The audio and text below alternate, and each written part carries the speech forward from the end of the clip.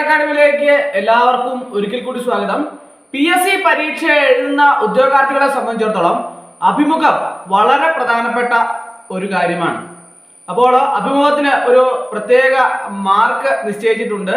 അപ്പോൾ അങ്ങനെ ആ മാർക്കൊക്കെ അതിൽ എത്ര മാർക്കാണ് പരമാവധി മാർക്ക്, അതുപോലെ തന്നെ അഭിമുഖത്തിന് എത്തുന്ന ഉദ്യോഗസ്ഥൻ ആരായിരിക്കും എന്ന് മുൻകൂട്ടി അറിയാൻ സാധിക്കും. ഇങ്ങനെയുള്ള പല വിധത്തിലുള്ള ചോദ്യങ്ങൾ ഉദ്യോഗാർത്ഥികളുടെ ഭാഗത്തു നിന്ന് ഉണ്ടാകുന്നുണ്ട്. അപ്പോൾ അതിൻ്റെയൊക്കെ അടിസ്ഥാനത്തിൽ ഒരു ക്ലാസ് ചെയ്യാമോ എന്ന് ധാരാളം ഉദ്യോഗാർത്ഥികൾ എന്നോട് ആവശ്യപ്പെട്ടതിൻ്റെ അടിസ്ഥാനത്തിലാണ് ഞാൻ ഇന്ന് ഇങ്ങനെ ഒരു ക്ലാസ് തയ്യാറാക്കിയിട്ടുള്ളത്. അപ്പോൾ ഉദ്യോഗാർത്ഥികളെ സംബന്ധിച്ചിടത്തോളം ഒരു നോട്ടിഫിക്കേഷൻ വന്ന് അപേക്ഷ സമർപ്പിച്ച് പരീക്ഷ എഴുതി റാങ്ക് ലിസ്റ്റ് വന്നതിന് ശേഷമാണ് അഭിമുഖത്തെക്കുറിച്ച് ചിന്തിക്കേണ്ടത്.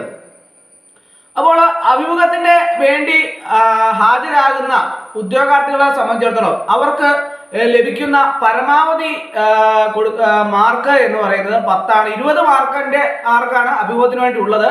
എങ്കിൽ പരമാവധി ലഭിക്കാവുന്ന മാർക്ക് 10ആണ്. 10 മാർക്കാണ് സാധാരണ ഇതിൽ പരമാവധി ലഭിക്കുന്ന മാർക്ക് എന്ന് പറയുന്നത്.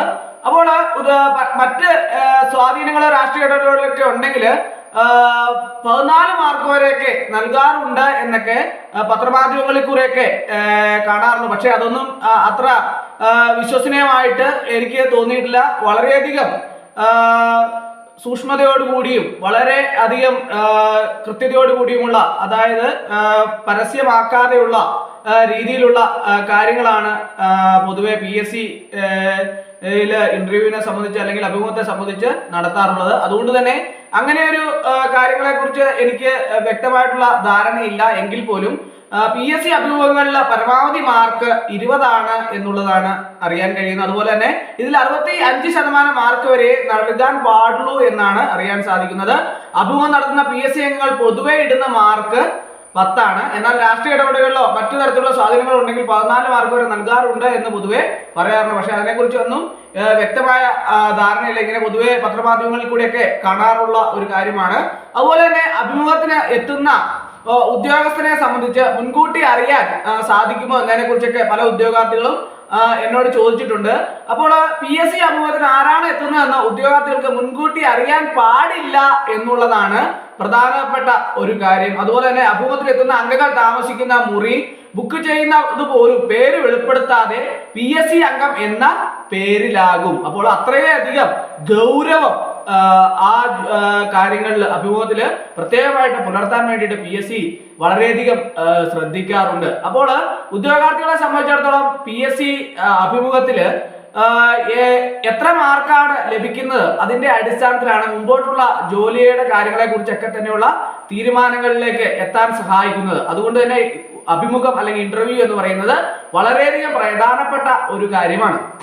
അപ്പോൾ ഈ അഭിമുഖത്തെ സംബന്ധിച്ചിടത്തോളം ഉദ്യോഗാർത്ഥികൾ അഭിമുഖത്തിന് വേണ്ടിയിട്ട് തയ്യാറെടുക്കുന്ന അവസരത്തിൽ PSC പരീക്ഷയ്ക്ക് വേണ്ടിയിട്ട് ഏത് തസ്തികകളിലേക്കുള്ള അഭിമുഖമാണോ നടക്കുന്ന ആ തസ്തികകളിലേക്കുള്ള പരീക്ഷയ്ക്ക് 3 മാസം മുമ്പ് PSC ഒരു സിലബസ് പ്രസിദ്ധീകരിക്കുകയും ആ സിലബസിന്റെ അടിസ്ഥാനത്തിലാണ് പരീക്ഷ നടത്തുക. എന്നാൽ അഭിമുഖത്തിന്റെ അവസരത്തിലും PSC പ്രസിദ്ധീകരിച്ച സിലബസിന്റെ അടിസ്ഥാനത്തിൽ നിന്നുള്ള ചോദ്യങ്ങളൊക്കെ തന്നെ നിങ്ങൾക്ക് പ്രതീക്ഷിക്കാവുന്നതാണ്. അതോടൊപ്പം തന്നെ മറ്റു പൊതുവായ കാര്യങ്ങളെ കുറിച്ചുള്ള എല്ലാം തന്നെ വ്യക്തമായ ധാരണ ഉദ്യോഗാർത്ഥികൾക്ക് ഉണ്ടായിരിക്കേണ്ടത് വളരെ അത്യാവശ്യമാണ്.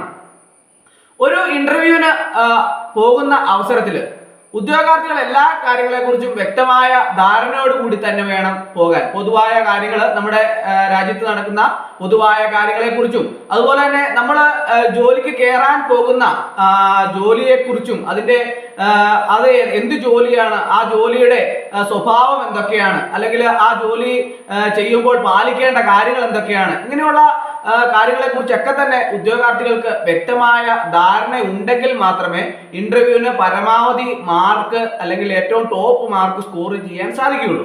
അപ്പോൾ അഭിമുഖത്തെ സംബന്ധിച്ച് അല്ലെങ്കിൽ ഇന്റർവ്യൂവിനെ സംബന്ധിച്ച് വ്യക്തമായ ധാരണയില്ലാതെ ഉദ്യോഗാർത്ഥികൾ പോകുന്നതിന്റെ ഫലമായിട്ട് പല ഉദ്യോഗാർത്ഥികൾക്കും ഇന്റർവ്യൂവിൽ ഫെയിൽ ആകേണ്ട ഒരു സാഹചര്യമൊക്കെ ഉണ്ടാവാനുള്ള, വളരെ പ്രയാസത്തോടു കൂടി തന്നെ അഭിമുഖീകരിക്കേണ്ട ഒരു സാഹചര്യം പല ഉദ്യോഗാർത്ഥികൾക്കും ഉണ്ടായിട്ടുണ്ട്.